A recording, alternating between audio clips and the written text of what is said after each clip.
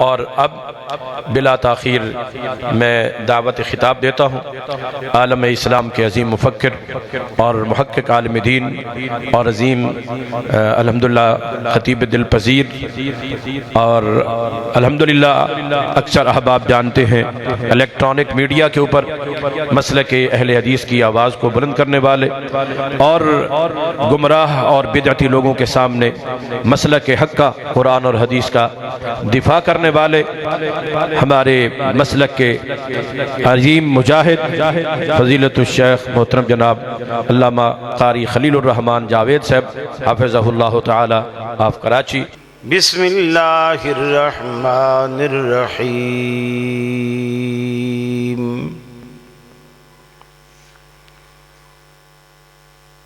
लक़द मन्नल्लाहु अलल मुअमिनीना इज़ बअस फ़ीहिम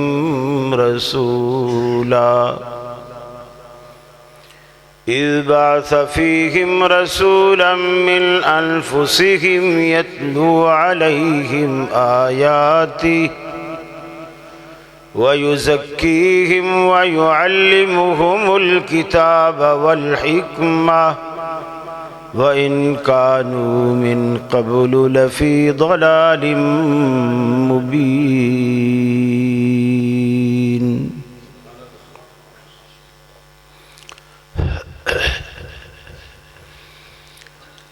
ये मकसद है कि दुनिया से जहालत दूर हो जाए, कलामुल्लाह से मोमिन का दिल पुरनूर हो जाए। या इलाही जब तक के मेरे जिस्म में जान रहे, तुझ पे सदक़े तेरे महबूब पे कुर्बान रहे। मैं रहूं या न रहूं पर दिल की है ये दुआ, दीन अहमद और इज़्ज़त कुरान रहे। इलाही हम में फिर वो सिद्दीक सा ईमान पैदा कर, उमर फारूक सा कोई जरी इंसान पैदा कर। रगे तहरीक कट जाए दमे उस्मान पैदा कर। अलीयुल मुर्तज़ा शेरे खुदा की आन पैदा कर। वाजिबुल एहतराम उलमाए किराम सदर मजलिस मोहतरम मौलाना अल्लामा अब्दुर रहमान शाहीन साहब हफ़िज़हुल्लाह,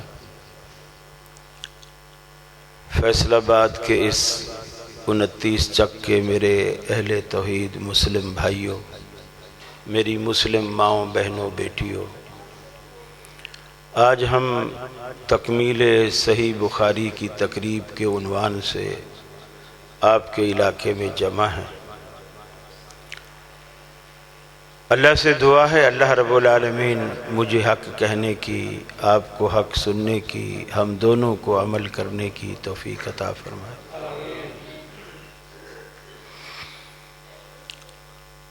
अल्हम्दुलिल्लाह अब ज़ियादा पंजाब के दौरे होते हैं,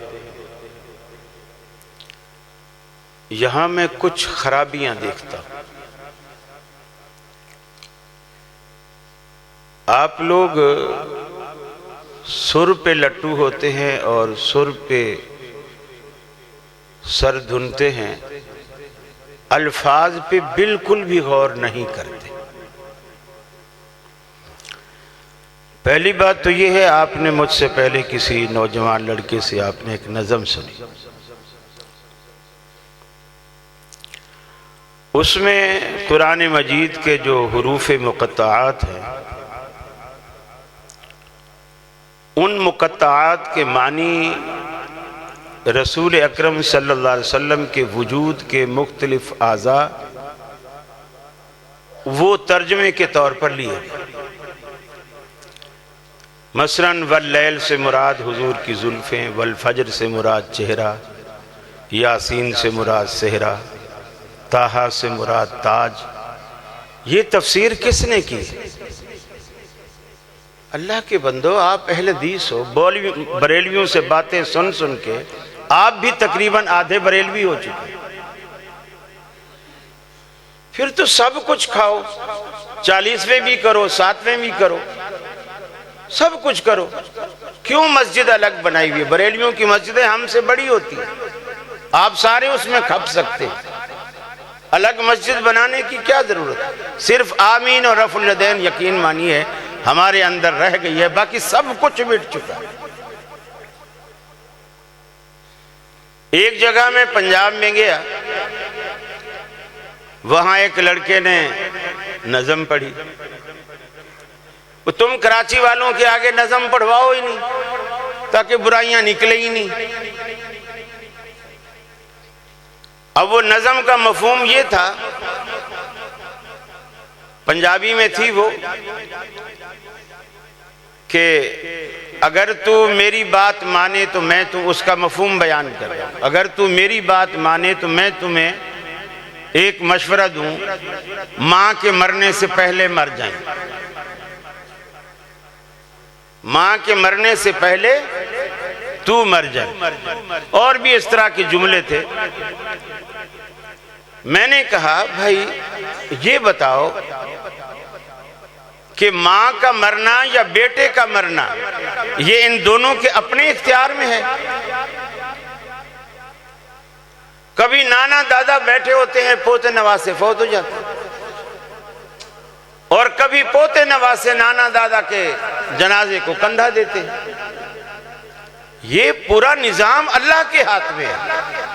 अच्छा, अब ये मशवरा देना कि अगर मेरी बात माने तो मां के मरने से पहले मर जाए, तू पहले मर जाई, तो यानी अब मां मर नहीं रही और मैं उस मशवरे पे अमल करके पहले मरना चाहता हूं, तो कैसे मरूंगा? मुझे बताइए। खुदकुशी करूंगा। तो आप ये दुनिया को नेक मशवरा दे रहे हैं। खुदकुशी करने वाले पर जन्नत भी हराम है। आप अहले हदीस स्टेज से ये मशवरा दे रहे हैं कि अपने ऊपर जन्नत हराम करो। फिर दूसरी बात, अगर मां से पहले बेटा मरेगा तो दुख किसे होगा? मां को।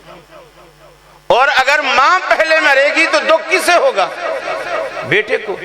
गोया तू ये मशवरा दे रहा है कि वो जवान बेटा दुखी ना हो, बूढ़ी मां दुखी हो, जिसका पहले खामंद भी फौत हो चुका है, अब वो बेवा है, इसी बेटे के सहारे जी रही थी। उसने भी नासिर मदनी का खिताब सुनकर उसने भी खुदकुशी कर ली। अब उस बुढ़िया का बनेगा क्या? अल्लाह के बंदो, अहले हदीस बनो। सिर्फ कहलवाओ नहीं, बनो। फिर बच्चे ने यह भी कहा, रबीउल अव्वल के महीने में जिसमें आपकी विलादत हुई और जिस दिन में आपकी विलादत हुई, पूरे साल में ये अफजल है। पूरे साल में ये अफजल है। मैं आपसे पूछता हूं, पूरे साल में 12 महीने होते हैं, मैंने अभी तक आपको नहीं बताया। मैं आपसे पूछता हूं कि 12 महीनों में सबसे अफजल महीना कौन सा है? तो मैंने तो नहीं पट्टी पढ़ाई ना आपको। तो जब आपको ये पता है तो आपने क्यों नहीं टोका? ये गलत बात अहले हदीस के स्टेज से जाए और आप बर्दाश्त करें, ये सल्फियत नहीं है, ये सल्फियत नहीं है। फिर 12 रबीउल अव्वल वो दिन, उसे अफजल करार दिया गया। मुझे बताइए, दिनों में दिनों का सरदार सबसे अफजल दिन कौन सा है? जुमा, और वो दिन पीर का है। 12 रबीउल अव्वल जिसकी फजीलत बताई जा रही है वो पीर का दिन है। अब आप खुद कह रहे हैं कि जुमा। मेरे भाइयों, बनते हो वफादार, वफा करके दिखाओ। कहने की वफा और है, करने की वफा और। हम सिर्फ अहले हदीस कहलाते हैं, अहले हदीस होते नहीं, कहलाते हैं। होना बहुत मुश्किल है। अहले हदीस होते थे सहाबा किराम रिजवानुल्लाह अलैहिम अजमाइन, एक एक बात की कीमत चुकाते थे, एक एक बात की कीमत चुकाते थे। हमें तो मिला है ना मुफ्त में, पकी पकाई खीर मिली है, हमने अपना खा लिया। हमारी ना इस पे मेहनत लगी, ना कोई पैसा लगा, ना खून पसीना सर्फ हुआ। बस अब्बा मुसलमान था, दादा मुसलमान था, मुसलमान घर में हम पैदा हो गए। बचपन में माँ बाप ने खत्मा करवा दिया, गाय का गोश्त घर ले आए, गाय का गोश्त भी खाने लगे, लिहाजा साबित हुआ कि हम मुसलमान हैं। बस अब तो बहुत सारे हिंदू भी गाय का गोश्त खाने लगे। जब बकरा महंगा हुआ ना, गाय का गोश्त खाने लगे।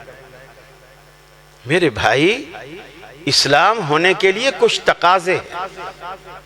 बहरहाल मुझे मोहतरम अब्दुल रहमान शाहीन हाफिज़हुल्लाह ने हुक्म दिया था कि हुज्जियत हदीस के हवाले से कुछ बातें आपके गोश गुजार की जाए। ये चूँकि ये बातें सुनी थी, मैं तो उकाड़वी के मुंह पे कहने से बाज नहीं आता, चे जाए कि उसकी पीठ पीछे मैं उसकी रियायत करूं। तो ये हर अहले हदीस के अंदर ये जौहर मौजूद होना चाहिए। वो गलत बात सुनने का खुद को आदी ना बनाए, ना गलत बात सुने, ना गलत बात कहे। फरमाया लक़द मन्नल्लाहु अलल मुअमिनीना इज़ बअस फ़ीहिम रसूला। अल्लाह रब्बुल आलमीन ने मोमिनीन पर एहसान अजीम फरमाया कि अल्लाह रब्बुल आलमीन ने उन्हीं में से अपना रसूल, अपना नुमाइंदा बना के भेजा। यत्लू अलैहिम आयातिही, ये अल्लाह रब्बुल आलमीन ने अपने पैगंबर की जिम्मेदारियां बतलाई। आज दुनिया में कितने लोग हैं जो पैगंबर अलैहिस्सलातु वस्सलाम की हैसियत नौजुबिल्लाह एक पोस्टमैन की मानते हैं कि जिस तरह डाकिया आता है, चिट्ठी देकर चला जाता है, उस लिफाफे को खोलना, खत को खोल कर पढ़ना, फिर घर वालों को समझा कर जाना, ये डाकिए की जिम्मेदारी में शामिल नहीं। अल्लाह कहता है कि मेरे पैगंबर की जिम्मेदारी कुरान पहुंचाना नहीं। यत्लू अलैहिम आयातिही, पहली बात पैगंबर की जिम्मेदारी ये है कि लोगों के सामने इस कुरान पाक की तिलावत करता है, उनको कुरान पढ़ के सुनाता है, तौहीद के किस्से सुनाता है, आखिरत की फिक्र दिलाता है, ईमानियात की बात करता है, कुफ्र और शिर्क से उनको बचाता है कुरान के जरिए। यतलू अलैहिम आयातिही व युज़क्कीहिम, कुरान पढ़ता चला जाता है, उनका तज़किया करता चला जाता है, कुरान के जरिए उनकी जिंदगियों को धोता है, कुफ्र से पाक करता है, शिर्क से पाक करता है, गुमराही से पाक करता है। ये हमारे पैगंबर के मनसब में ये बात शामिल है। व युअल्लिमुहुमुल किताबा वल हिक्मा, तीसरी जिम्मेदारी ये, डाकिया तो लिफाफा थमा के चला जाता है, कुरान कहता है नहीं। व युअल्लिमुहुमुल किताब, इस आसमान से आई हुई चिट्ठी को पढ़ाना भी हमारे पैगंबर की जिम्मेदारी में शामिल है। वल हिक्मा, इसका तर्जुमा तफसीर जो अल्लाह के हबीब ने 23 साल दौरे नबूवत की जिंदगी में करके बतलाई, वो भी दुनिया तक पहुंचाना, वो भी इसमें शामिल है। आज बेशुमार बातें हैं। अल्लाह ने कुरान पाक में फरमाया व इन कानू मिन क़ब्लु लफ़ी ज़लालिम मुबीन, हमारे पैगंबर के आने से पहले हमारे पैगंबर के समझाने से पहले, हमारे पैगंबर के सिखाने से पहले तुम तो खुली गुमराही में थे। हमारे पैगंबर ने आकर के तुम्हें जन्नत की राह पे डाला, तुम्हें दोज़ख की राह से अलग किया, हिदायत और गुमराही का फर्क बताया, तौहीद और शिर्क में इम्तियाज पैदा किया। व इन कानू मिन क़ब्लु लफ़ी दलालिम मुबीन, तुम खुली गुमराही में थे। अगर हमारा पैगंबर ना आता आज तक तुम गुमराही की दलदल में होते और तुम्हें दोज़ख से बचाने वाला कोई ना होता। इस पैगंबर के जरिए हमने बचाया। और फिर कुरान, अल्लाह रब्बुल आलमीन जो जगह जगह कुरान में कहता है वलक़द यस्सरनल कुरान लिज़िक्र फ़हल मिन मुद्दकिर, अरे कुरान को हमने तेरी तफ़हीम के लिए आसान किया, कोई है इसको समझने वाला? कोई है समझने वाला? आज कुरान को ना समझने के लिए एक बहुत बड़ा उज़ुर है हमारे पास।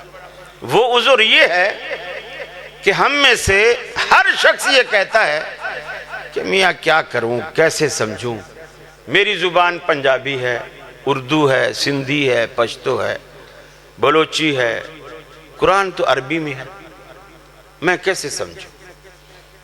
मुझे बताइए, आपका एक बेटा, अकलौता बेटा, वो यहां से सऊदी अरब चला गया कमाने के, या दुबई चला गया कमाने के। इन दोनों मुल्कों की, इलाकों की, वहां की जो मादरी और कौमी जुबान है वो क्या है? अरबी है। वहां चला जाए, आपको फोन करता रहे, पैसे भिजवाता रहे, ठीक है, आप खुश हैं। 1 साल तक तो फोन भी करता रहा, पैसे भी भिजवाता रहा। 1 साल के बाद पैसे आना भी बंद हो गए, फोन आना भी बंद हो गया, और आप फोन करते हैं तो उसकी सिम भी बंद मिलती है। 1 महीना, 2 महीने, 8-9 महीने हो गए। जाहिर बात है आपका अकलौता बेटा है, आपको नींद भी नहीं आती कि पता नहीं मेरा बेटा किस हाल में होगा। अचानक उसका फोन, सिम, सब कुछ बंद कैसे होगा? आप उसके मिलने जुलने वालों से पूछते हैं जो सऊदी अरब में या दुबई में है, आप उनसे पूछते हैं कि यार मेरे जुनैद बेटे का कोई पता चला? वो कहते हैं चाचा हमने भी बहुत अरसा हो गया उसे कहीं देखा नहीं, मुलाकात नहीं। आप डाकियों को पकड़ते, यार मेरे बेटे जुनैद की कोई चिट्ठी तो नहीं आई। वो कहता है हमारी तो ड्यूटी है, जब भी चिट्ठी आएगी मैं खुद दरवाजा बजाकर आपको देकर जाऊंगा, आपको पूछने की मुझसे जरूरत नहीं, मैं खुद पहुंचाऊंगा। आखिर एक दिन दोपहर का वक्त था, घर में 2 मियाँ बीवी हैं, बेटा वही अकलौता था, वो चला गया। बीवी ने खाना बनाया, दस्तरखान पे लगाया। जुनैद का अब्बा भी बैठ गया, अम्मा भी बैठ गई। अभी खाना शुरू किया ही था, पहला निवाला तोड़ा था, बाहर दरवाजे पर दस्तक हुई और ये पोस्टमैन की आवाज थी कि जुनैद के अब्बा जिस चिट्ठी का तुम्हें इंतजार था वो चिट्ठी आ गई। ये 8-9 महीने बाद ये चिट्ठी आई है। अब ईमानदारी से बताइए आप अंदर से क्या जवाब देंगे कि भाई अभी हम खाना खाना शुरू कर रहे हैं, खाना खा लें फिर हम लेंगे, थोड़ा इंतजार करो। आप ऐसा बोलेंगे? नहीं बोले। खाना तो आपके हल्क से नीचे नहीं उतरेगा, पहले जानने की कोशिश करेंगे, भागे भागे जाएंगे, दरवाजा खोलेंगे, चिट्ठी लेकर आएंगे। चिट्ठी जब अंदर लाए, अभी खाना ठंडा हो रहा है, आपको इसकी परवाह नहीं है, आप सबसे पहले लिफाफा फाड़ते हैं, अंदर से खत निकालते। जब खत खोला तो बच्चा चूंकि एक अरसे से सऊदीया में था, या उसने खुद लिखा या किसी से लिखवाया, वो खत अरबी में था। हालांकि उसको पता है कि मेरा अब्बा अरबी नहीं जानता, पंजाबी के सिवा कोई जुबान उसे आती नहीं है, फिर भी उसने खत अरबी में लिखवा के भेजा। अब ईमानदारी से बताइए, आपने खोला, सिवाय अस्सलाम वालेकुम व रहमतुल्लाह के और कोई भी बात आपको समझ ही नहीं आ रही उसके अंदर। अब आप क्या करें? कहेंगे, बीवी से कहेंगे कि इस कमबख्त ने तो खत ही ऐसी जुबान में लिखा है जो हम जानते ही नहीं है, जा इसको तंदूर में डाल दे, ऐसा बोलेंगे? नहीं। आप क्या कहेंगे? क्या कहेंगे? आप ढूंढेंगे कोई भी इधर अरबी टीचर हो, आलिम हो, जो अरबी जानता हो, कोई फाजिल मदीना यूनिवर्सिटी हो।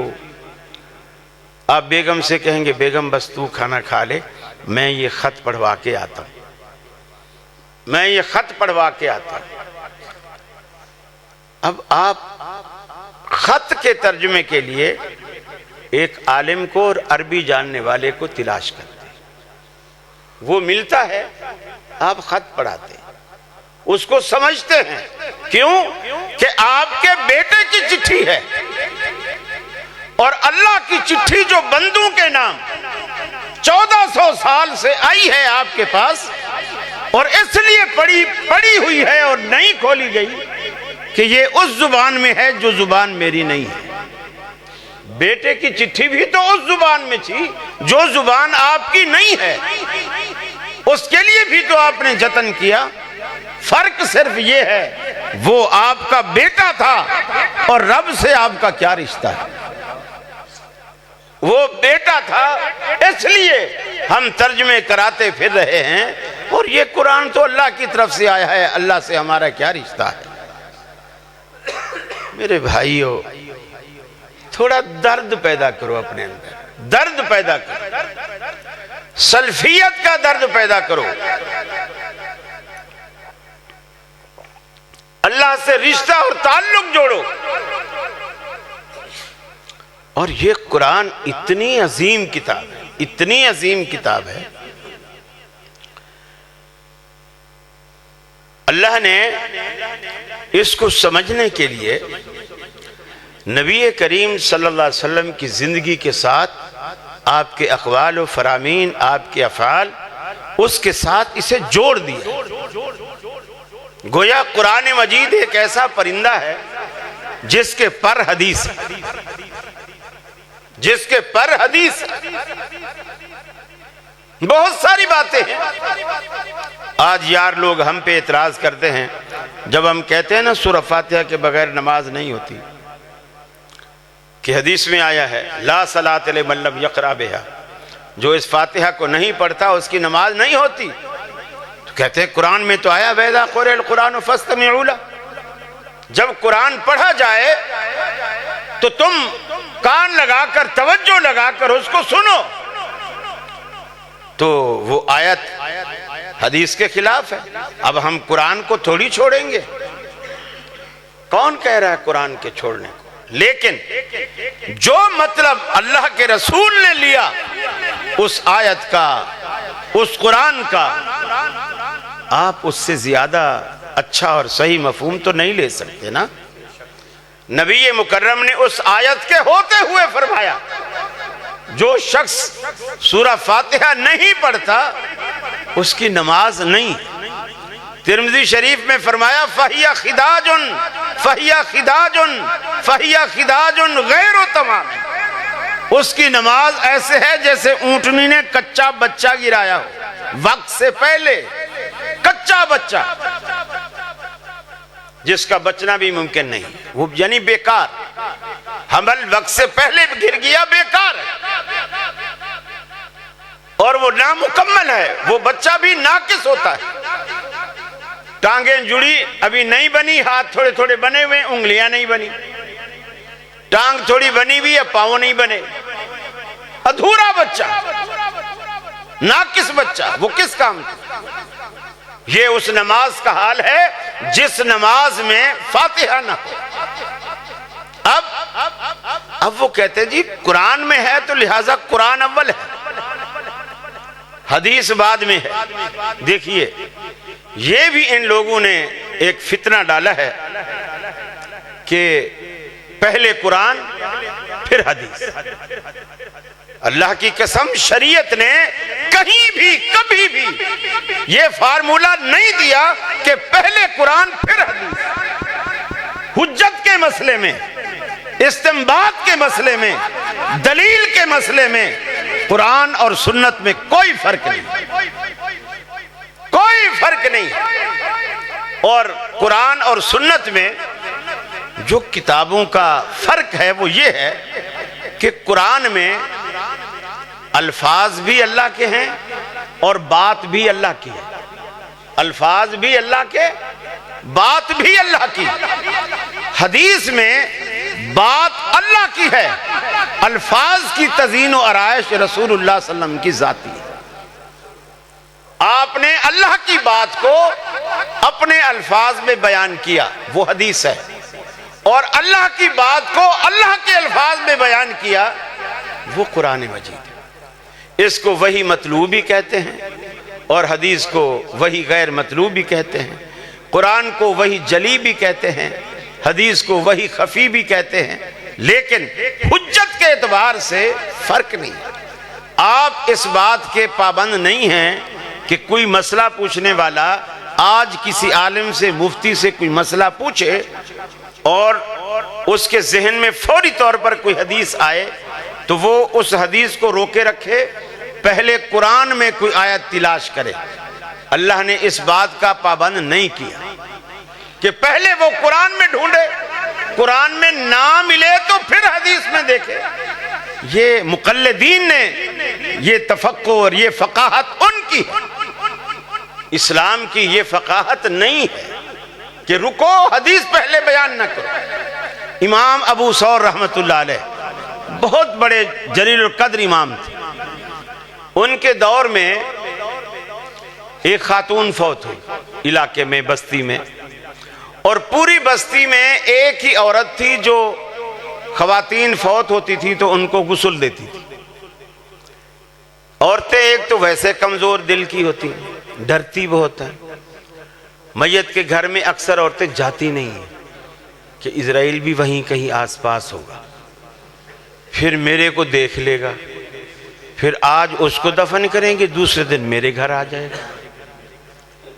तो वो इसलिए नहलाता कोई नहीं है औरत। एक कोई और औरत थी, वो किसी वहाबी मौलवी की बीवी होगी, नहीं डरती होगी।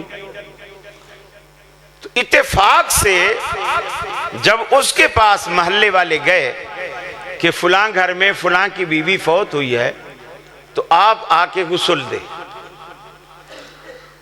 उसने कहा गुस्ल तो मैं दे दूंगी, पहले मुझे मसला बताओ कि मैं इन दिनों अपने अय्याम मखसूस से यानी हालत हैज में गुजर रही हूं, तो मैं तो नापाक हूं।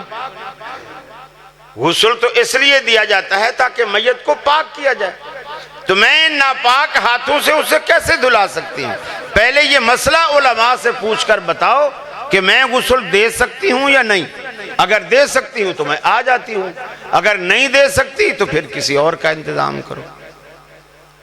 लोग मुख्तलिफ उलमा से पूछ रहे, कुछ से पूछे वो कहे दे सकती है, वो पूछें दलील,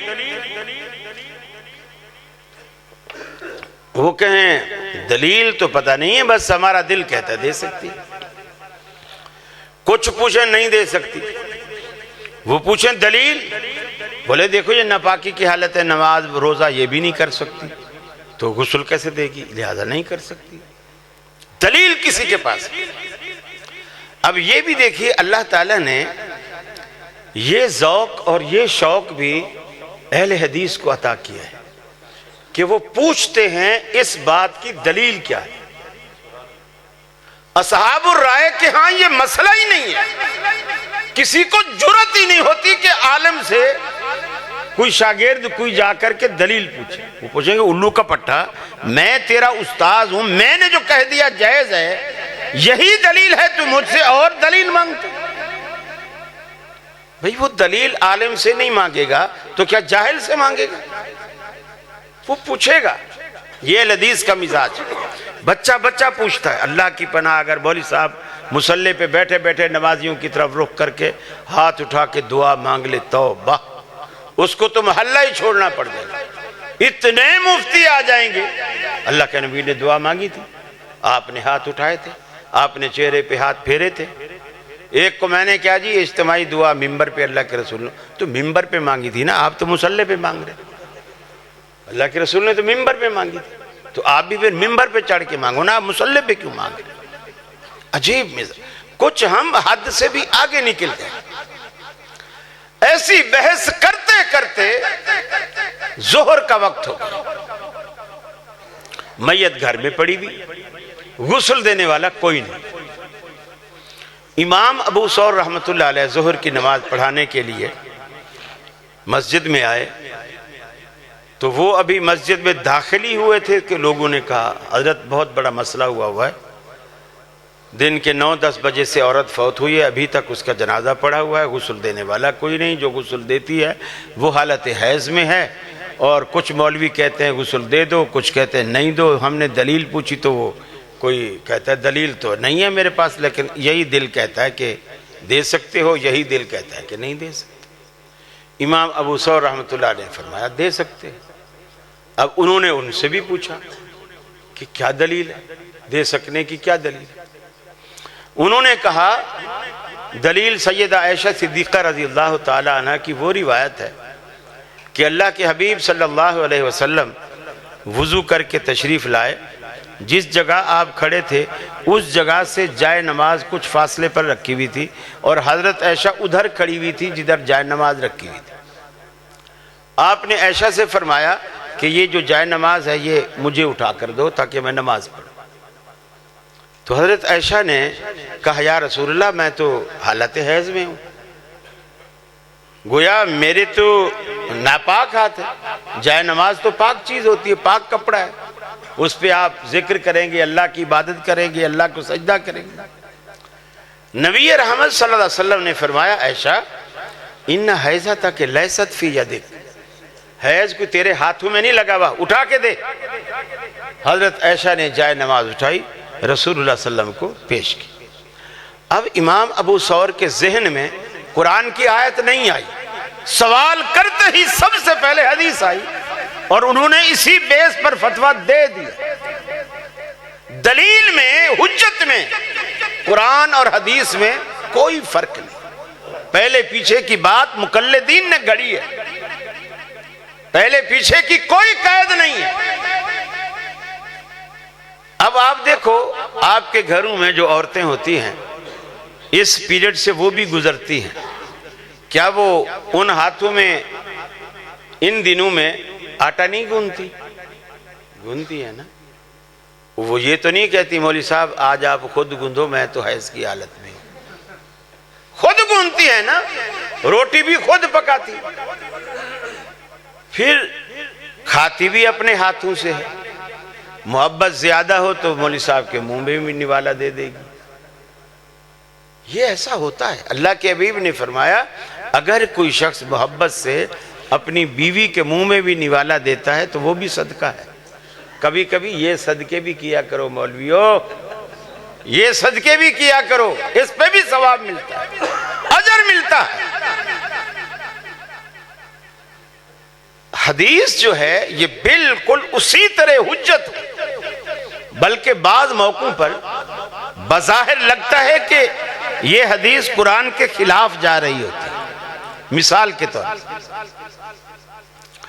अल्लाह कुरान में कहता है इन्नमा हर्रमा अलैकुमुल मैता वद्दम वलहमल खिंजीर वमा उहिल्ला बिही लिगैरिल्लाह। ये जो पहला मैता है, मुर्दार उसको कहते हैं जो जानवर भले हलाल हो, बकरी है, भेड़ है, मुर्गी है, दुम्बा है, छतरा है, गाय है, बैल है, भैंस है, ऊंटनी है, कोई भी हलाल जानवर हो लेकिन आप उस पे तकबीर न पढ़ें, तकबीर पढ़े बगैर वो मर जाए, चाहे ट्रक की टक्कर से मरे, छत से गिरकर मरे, रस्सा गले में घुटकर मरे, आपस में लड़ें और कोई गलत जगह पे सींग लग जाए तो मरे, बीमार होकर मरे, आप ज़िबह ना करें, वो मर जाए बगैर तकबीर पढ़े, वो हराम है।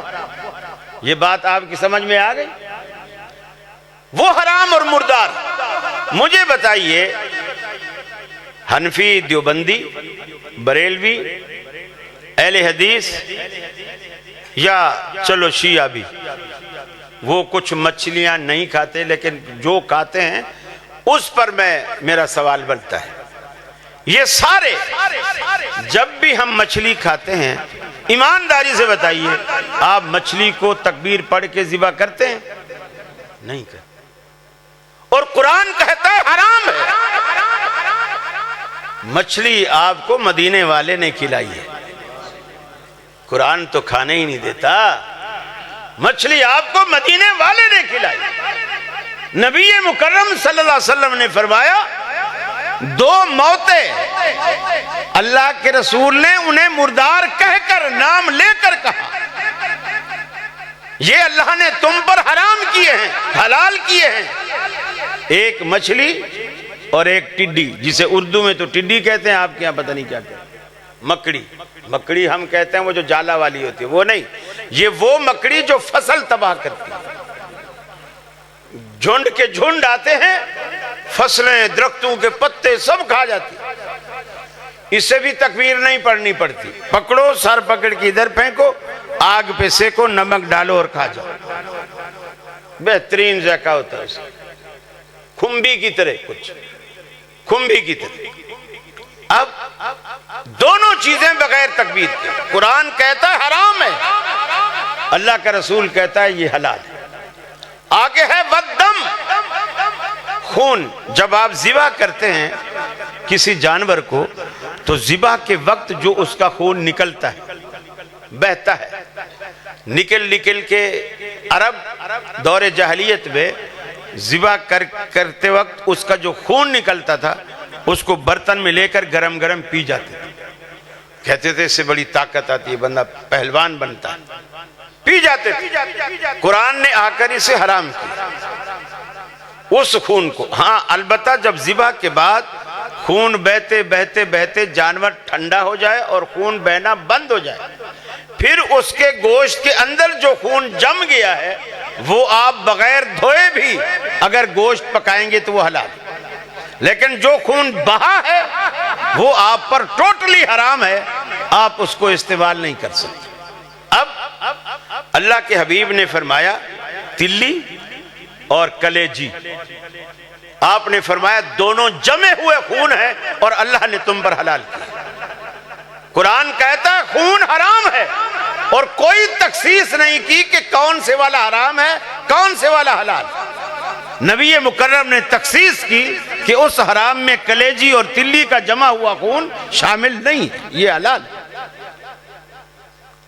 फिर कुरान मजीद ने जहां महरम रिश्ते बयान किए हैं कि बहन हराम है, हुर्रिमत अलैकुम उम्महातुकुम व बनातुकुम व अखवातुकुम व अम्मातुकुम व खालात, ये चौथे पारे का बिल्कुल आखिर है।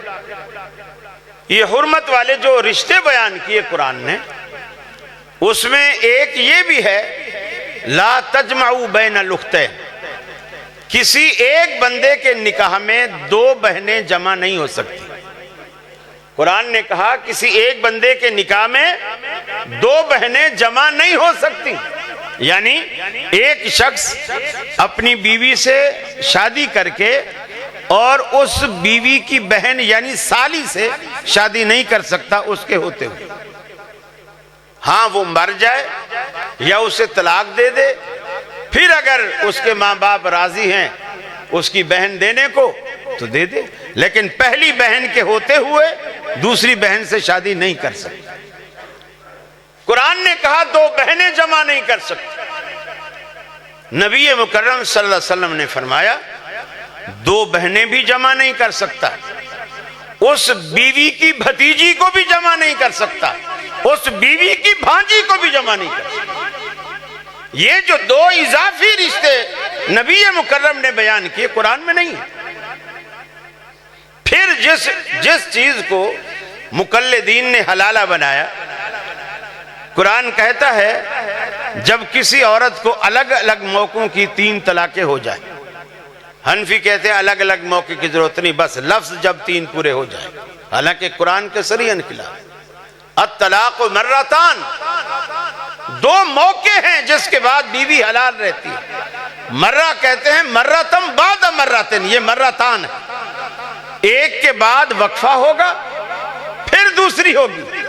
2 सजदे कैसे होंगे? फर्ज किया एक सजदा 3 मिनट का एक बंदे ने किया, फिर दूसरा सजदा भी उसने 3 मिनट का किया, बीच में 3 मिनट का उसने गैप किया, दोनों सजदे मिला के कितने मिनट का सजदा हो गया?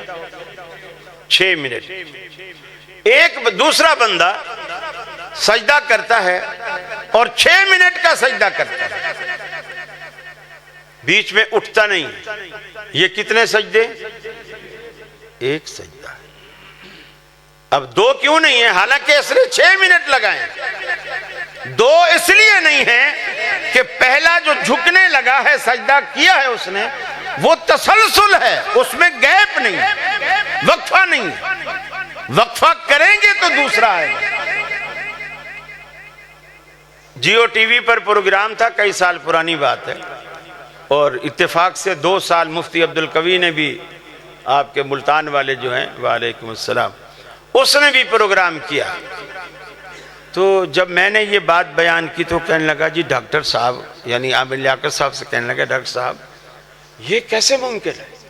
अगर कोई 1 थप्पड़ मारेगा तो 1 गिना जाएगा, 2 मारेगा तो 2 गिने जाएंगे, 3 मारेगा तो 3 गिने जाएंगे, ये कैसा होगा 3 थप्पड़ मारे गिने 1? ये तो नहीं हो सकता। मैंने कहा डॉक्टर साहब मुझे ये बताइए, इनसे पूछो जब ये निकाह पढ़ाते हैं कितनी दफा पूछते हैं? हम तो 1 ही दफा में काम चला लेते हैं, ये कितनी दफा पूछते हैं? 3 दफा। मैंने कहा 3 दफा पूछा, इससे पूछो निकाह 1 हुआ कि 3 हुए? नहीं, वो तो निकाह तो एक ही बात को पूछा, कोई बात है भला? अब नबी करीम सल्लल्लाहु अलैहि वसल्लम ने जिस औरत को 3 अलग अलग मजलिसों में तलाक दी, उसको हराम करार दे दिया। अब कुरान कहता है हत्ता तन के हज़ौजन गैरा, जब तक के दूसरे खावन से निकाह ना करे। अब आयत जो है, इससे इन्होंने मफहूम ये निकाला आर्टिफिशियल निकाह। 1 घंटे के लिए किसी से निकाह कर दिया, अम्मा बाहर बैठी है, अब्बा बाहर बैठा है, भाई जवान बाहर बैठे हैं, बहनें भी बाहर बैठी है। वो 1 घंटे वाला निकाह करके कमरे के अंदर ले जाता है, कुंडी लगा लेता है, दोपहर का टाइम है, पसीना पूंछता हुआ घंटे बाद बाहर निकलता है और कहता है मैंने इसे तलाक दी, तलाक दी, तलाक दी, तलाक दी। कराची के अंदर एक पठान इसी बात पर अहले हदीस हुआ, उसने बाप से, जब वो अंदर हैं, और उसने बाप से पूछा अब्बा ये बताओ कि क्या ये इस्लाम है? हम सारे बाहर बैठे हुए हैं और हमारे सामने वो हमारी बहन को अंदर लेके गया। वो कह रहा है बेटा निकाह हुआ है, हलाल हो रही है, निकाह हुआ है। शरीयत ने जिस चीज पर लानत की हो, लानत वाले काम से कोई चीज हलाल नहीं हो सकती। लानत वाले काम से आपने फरमाया लान अल्लाहुल मुहल्लिल वल मुहल्लल लह, हलाला करने वाला कराने वाला दोनों पर खुदा की लानत, दोनों मलून है। अब एक चीज को, कपड़े को पलीदी लगी हो, इसे पेशाब से धोइए पाक हो जाएगा? लानत वाला काम किसी नाजायज चीज को जायज कर ही नहीं सकता। अब जो बात मैं समझाना चाह रहा हूं, यह हत्ता तन के हज़ौजन गैरा, कुरान कहता है पहले खामद के लिए हलाल होने का तरीका यह है कि उस औरत का निकाह दूसरे से कर दिया जाए। क्या कर दिया जाए? निकाह। नबी करीम सल्लल्लाहु अलैहि वसल्लम फरमाते हैं नहीं, कुरान के सरीहन खिलाफ। नबी करीम सल्लल्लाहु अलैहि वसल्लम फरमाते हैं नहीं, पहले खामंद के लिए हलाल होने के लिए सिर्फ निकाह होना काफी नहीं है, हम बिस्तर होना भी शर्त। और कुरान में कहीं नहीं, कुरान में एक ही शर्त है, हत्ता तन के ज़ौजन गैरा। अल्लाह के रसूल के पास एक औरत आई, उसने कहा या रसूलल्लाह, जिस पहले खामंद ने मुझे तलाक दी थी ना, मैं दोबारा उसी के पास जाना चाहता हूं, नए वाले के पास नहीं रहना चाहता। आपने पूछा क्या उज़्र है? उसने कहा उसके पास तो बिल्कुल ऐसे है जैसे उसने दुपट्टे का एक पल्लू निकाला और वो निकाल के आपको दिखाया, गोया उस आदमी में जो दूसरी शादी मैंने की है मर्दाना कुव्वत ही नहीं। आपने फरमाया तू पहले खामंद के पास नहीं जा सकता, पहले खामंद के पास नहीं जा सकता, इसलिए कि दूसरे खामंद ने तेरे साथ हम बिस्तरी नहीं की, लिहाजा तू हलाल ही नहीं। कुरान कहता है सिर्फ निकाह करने पर हो जाएगी। अब इनसे पूछो जो हमें कहते हैं ना वैदा कुरल कुरान सुनाते हैं, इनसे पूछो बस निकाह करो और तलाक ले लो, कमरे में बंद करने की क्या जरूरत है? अजीब इनके फलसफे हैं, यकीन मानो। फिर बाज दफा ऐसे वाकयात आए कि जिससे निकाह हलाले के लिए किया ना, औरत को वो ज्यादा पसंद आ गया पहले वाले असली खामन से, वो ज्यादा पसंद आ गया। वो तो पांव पड़ गई उसके कि मैं तुम्हें अल्लाह रसूल का वास्ता देती हूं, तू मुझे तलाक नहीं देना, तू मुझे तलाक नहीं देना। उन लोगों ने अदालत में केस कर दिया, फर्ज कर लिया जो दूसरा बंदा था उसका नाम नत्थू था, पहले वाले का नाम खैरा था। अदालत में केस किया, पहले खामंद ने, खैरे ने। जज साहब ने पूछा हाँ भी क्या मसला है? बोले नत्थू जो है मेरी बीवी को तलाक नहीं देता। उसने कहा पागल आदमी, बीवी तेरी है तो नत्थू कैसे तलाक देगा? अपनी बीवी को तू ही तलाक देगा, बीवी को नत्थू कैसे तलाक देगा? अजीब इनके मजहब है। और अब उस डर से बचने के लिए इन्होंने क्या तरीका इख्तियार किया है, पहले तलाक नामे पर उस दूसरे खावंद से साइन करवाते, तलाक नामे पर निकाह से पहले साइन करवाते कि बाद में मुकर न जाए।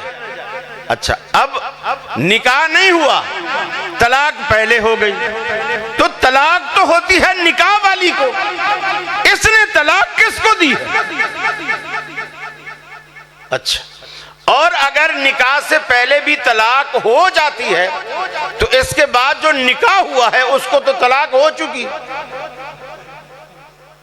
अजीब फलसफे इन लोगों, अजीब फलसफे। मेरे भाइयों, कुरान मजीद को समझने के लिए नबी मुकर्रम सल्लल्लाहु अलैहि वसल्लम की जिंदगी जब तक इसके साथ नहीं मिलाओगे तब तक कोई फायदा नहीं, कोई फायदा नहीं।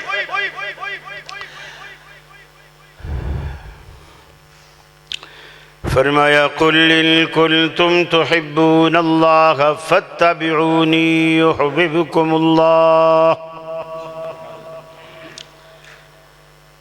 ऐ हबीब, मेरे इन बंदों से कह दीजिए अगर तुम अल्लाह से याराना कायम करना चाहते हो, अल्लाह से रिश्ता जोड़ना चाहते हो, अल्लाह से दोस्ती और मोहब्बत कायम करना चाहते हो, उसका एक ही तरीका है, फत्तबिऊनी युहिब्बुकुमुल्लाह। मैं मोहम्मद अरबी सल्लल्लाहु अलैहि वसल्लम को लीडर मानकर, कायद मानकर, राबर मानकर मुझे आगे कर लो, खुद मेरे पीछे नक्शे पा पर चलते चले आओ। युहिब्बुकुमुल्लाह, अल्लाह रब्बुल आलमीन तुम्हें अपना दोस्त बना लेगा, तुम्हें जो तुम्हारा मकसूद है वो मिल जाएगा मेरे नक्शे कदम पर चलने से। आज दुनिया में हम देखते हैं कोई नाव पे नाव पे हाथ बांधे खड़ा है, कोई सीने पे हाथ बांधे खड़ा है, कोई सिरे से छोड़े खड़ा है। आप इनसे पूछो तू ऐसा क्यों करता है? आप जिस किसी भी पूछोगे तो वो जवाब देगा अल्लाह को राजी करने के लिए। हाथ छोड़े हैं तो रब को राजी करने के लिए, पेट पे बांधे हैं तो रब को राजी करने के लिए, सीने पर बांधे हैं तो रब को राजी करने के लिए। पूछो तू रफुल यदैन क्यों नहीं करता? अल्लाह को राजी करने के लिए। पूछो तू क्यों करता है? तो वो भी कहता है अल्लाह को राजी करने के लिए। ऊंची आमीन वाला भी रब को राजी करना चाहता है, दिल में कहने वाला भी रब को राजी करना चाहता है, इमाम के पीछे फातिहा पढ़ने वाला भी रब को राजी करना चाहता है, ना पढ़ने वाला भी रब को राजी करना चाहता है, 20 तरावी वाला भी रब को राजी करना चाहता है, 8 तरावी वाला भी रब को राजी करना चाहता है। अरे कभी आपने रब से भी पूछा कि इलाहुल आलमीन, दुनिया ने तुझे राजी करने के इतने तरीके बना रखे हैं, तू हमें बता कि तू किस तरह राजी होता है? आज तक अगर नहीं पूछा तो रब्बुल आलमीन से आज पूछिए। अल्लाह जवाब देता है इन कुंतुम तुहिब्बून अल्लाह। ऐ दुनिया वालों, अगर वाकई तुम अल्लाह को राजी करना चाहते हो, फत्तबिऊनी युहब्बुकुमुल्लाह, मेरे हबीब को कायद मान कर उसके उसवे पर, उसके नक्शे पा पर, वो जमीन पे चलता हुआ जो अपने नक्शे पा छोड़ता चला है, तुम उन्हीं नक्शे पा पे अपने कदम रख कर चलते चले आओ। नतीजा ये निकलेगा युहब्बुकुमुल्लाह, अल्लाह तुम्हें अपना महबूब बना लेगा। और इसका फायदा क्या होगा? हम कहते हैं इलाहुल आलमीन, हम तो बड़े मतलबी लोग हैं कि दुनिया में जिससे भी यारी और ताल्लुक बनाते हैं इस नीयत से बनाते हैं कि हमें कोई फायदा होगा। दुनिया में बेटे बेटी की शादी पर दोस्त काम आ जाते हैं, खुशी गमी में दोस्त काम आ जाते हैं। अगर तेरे महबूब के नक्शे कदम पर चलकर तुझसे हमने दोस्ती बना ली, तेरी दोस्ती का हमें क्या फायदा होगा? अल्लाह कहता है यगफिर लकुम ज़ुनूबकुम, मैं तुम्हारी सारी जिंदगी के गुनाह माफ कर दूंगा, सिर्फ इस बात से कि तुम मेरे नबी के पीछे चले थे। यगफिर लकुम ज़ुनूबकुम। अरे कोई इस्लामाबाद में बैठकर कहता है कि मियाँ सिर्फ गुनाह बख्शवाने के लिए नबी की पैरवी क्यों करूं? वो तो बहिश्त के दरवाजे से गुजरने से भी गुनाह माफ हो जाते हैं, फुला दहलीज पर माथा टेकने से भी गुनाह माफ हो जाते हैं। अल्लाह कहता है मेरे बंदे ये तेरी भूल है, वल्लाहु गफूरुर रहीम, मेरे दर के सिवा कहीं भी गुनाह माफ नहीं होते, एक अकेला मैं हूं जो तुम्हारे गुनाह माफ करने वाला हूं। ऐ मेरे बंदे मेरे दरवाजे पर एक मर्तबा तो सही, तू गिले करता है कि मेरी दुआओं को रब्बुल आलमीन कबूल नहीं करता, मेरे दरवाजे पर एक मर्तबा तो सही, अपनी जबीने नियाज झुका तो सही, अपनी तलब का दामन मेरे आगे फैला तो सही, अपना दस्ते सवाल उठा तो सही, अपना दुखड़ा मुझे सुना तो सही, अपनी नदामत के 2 अथरू बहा तो सही। ऐ मेरे बंदे मेरे लुत्फो करम को आजमा तो सही, तेरे आने में देर हो सकती है, मेरे राजी होने में हरगिज देर न होगी। फरमाया काल रब्बुकुम उदऊनी अस्तजिब लकुम, तुम्हारा रब, तुम्हारा दाता, तुम्हारा पालनहार तुम्हें कहता है मुझे पुकारो, मैं तुम्हारी दुआओं को कबूल करता हूँ। मुझे पुकार के तो देखो, फरमाया जमीन से लेकर आसमान तक सारी की सारी फिजा को गुनाहों से भर करके ले आओ और मेरे दरवाजे पर आओ, एक मर्तबा जुबान से बोलो अल्लाहुम्मा ग़फ़िरली, आय अल्लाह मुझे बख्श दे, अब तक मैं भूला रहा। अल्लाह कहता है वबिइज़्ज़ती व जलाली, मुझे मेरी इज्जत की कसम, मेरे जलाल की कसम, तुम जमीन से आसमान तक अपने गुनाह करके मेरे पास ले आओ, मैं तुम्हारे गुनाहों से भी दुगनी रहमत लेकर तुम्हारा इस्तकबाल करूंगा। आ तो सही। हम अहले हदीसों की एक ही दावत है, इबादत अल्लाह रब्बुल आलमीन की करो और तरीका मुहम्मद रसूलुल्लाह सल्लल्लाहु अलैहि वसल्लम का इख्तियार करो। मुझे जो वक्त मिला था मुकम्मल हुआ। अल्लाह से दुआ है अल्लाह रब्बुल आलमीन मुझे भी और आपको भी अमल की तौफीक अता फरमाए। व आखिरु दावाना अनिल हम्दुलिल्लाहि रब्बिल आलमीन। अस्सलामु अलैकुम।